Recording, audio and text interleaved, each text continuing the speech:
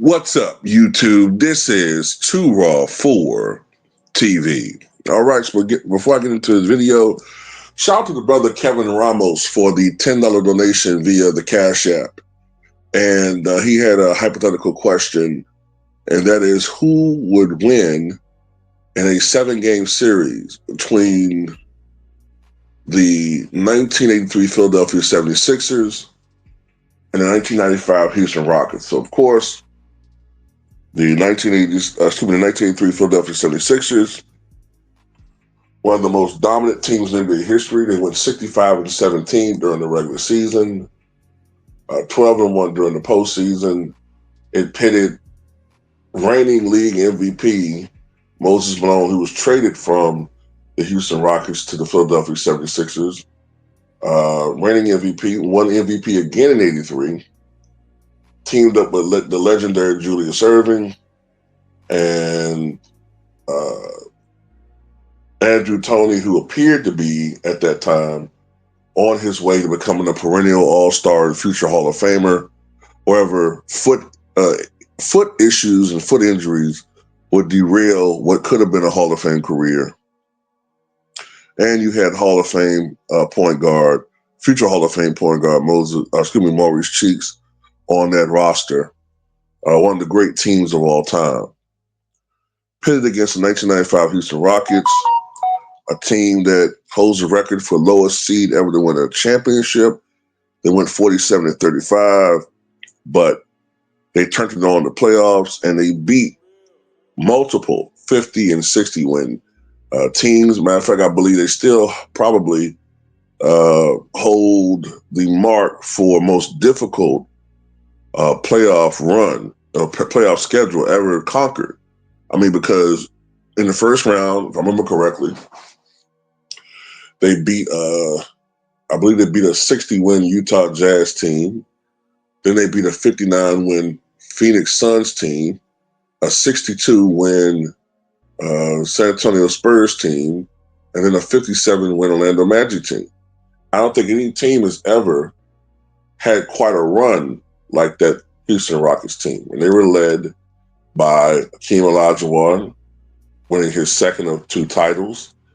And this Rocket team was probably the first team, championship team, to really, I think I said they were. They were the first championship team to really utilize the 3-point shot.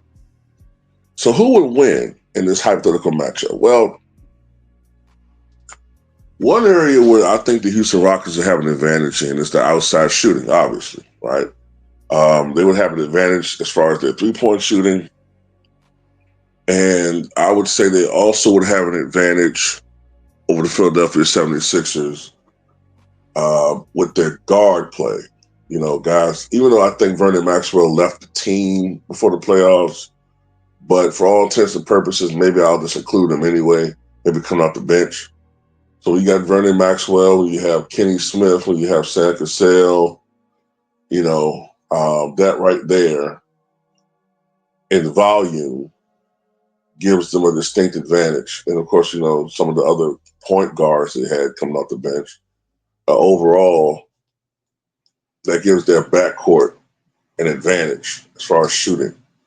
Maurice Cheeks was more of a defensive-orientated point guard, but he could also pass and play make. But his thing more was defense and getting steals and slowing down the other team's best perimeter offensive player. That was what he did. Andrew Toney was a matchup nightmare. And one of the things that I think would hurt the Rockets a bit in this scenario is, unlike the Chicago Bulls, especially the second three-peat and teams beyond, what would hurt the Rockets is their backcourt, although somewhat deep, right?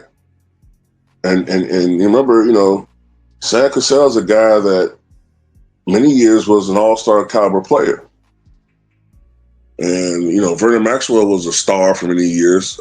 Kenny Smith at his best was borderline all-star. I think an all-star once in his career. They weren't exactly the tallest players. So you got guys who are 6'1", 6'2", 6'3".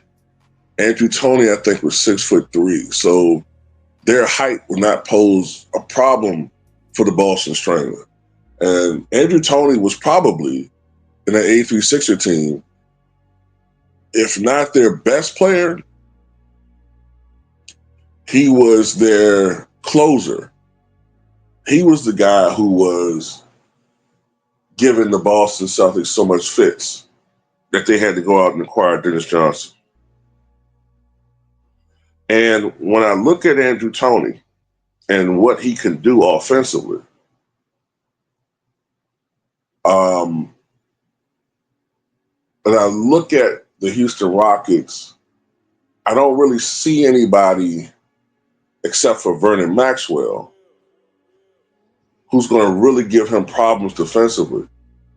So if I include Vernon Maxwell, okay, but should I include him? Because he was gone in the playoffs.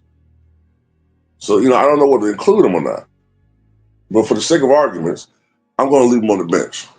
Maybe I should leave him on the bench. But anyway, that's going to be a problem. Another thing that's going to be a problem is despite the presence of Akeem Olajuwon, who's going to get his, nobody's going to stop the dream. The dream is going to go out there and get his 27 to 30 points. He's going to get his 9 to 11 rebounds. He's going to get his, 2 or 3 block shots a night at that point in his career. He's going to get, 2 or 3 assists a night. He's going to have some games where he drops 40 points and gets 16, 17 rebounds. He's going to be that unstoppable, unfathomable, unstoppable force, unstoppable player that is Akeem the Dream. But the problem is this. Because of the depth of the Philadelphia 76ers, in my opinion, they're going to need Akeem to be Akeem more often than Moses need to be Moses. So Moses can afford to have more of an off night. Moses can, because they have Andrew Toney, because they got Julius Erving, right? Hell, I'm not even including Bobby Jones. You got Bobby Jones on the bench, defensive 6th man of the year, former defensive player of the year himself. So that's another guy the Sixers got.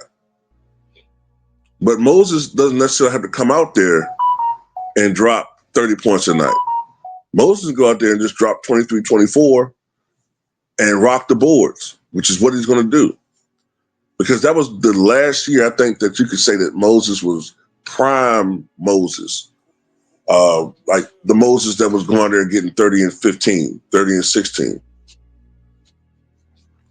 But even if Moses just gets 24 and 15 or 16 rebounds, Dr. J was a great rebounding small forward too. And I don't see anybody stopping Dr. J because Clyde Drexler was not the same player by 1995. And although a younger Robert Horry was springier, drove to the basket a little bit more athletic, he's not going to slow down, in my opinion. I don't care if he is 6'9". He's not going to stop the doctor. I just don't see it. And in fast break situations, Julius Erving is going to still dominate. Now, the Rockets were versatile in the fact that they could play half court and defense. Half court and full court. They could excel it either way. But so could the Philadelphia 76ers. They could excel in the half court offense and full court. So even though the Houston Rockets are a team with a lot of heart, a lot of grit, I think that if they played a team like the 83 Sixers with their rebounding ability, with their defensive ability, remember they had 3 players 3 first-team all-defensive players. I think that the Rockets probably lose 4 games to 1. And I think the one game that they win is one of them games where they're just hitting all their outside shots, and Akeem just has an amazing game. 37 points, 14 rebounds, 4 block shots, something like that, right? Just a marquee performance. And I think, like I said, Sam Cassell, Kenny Smith, Vernon Maxwell, if you include him, they all go out there and, hit some big shots.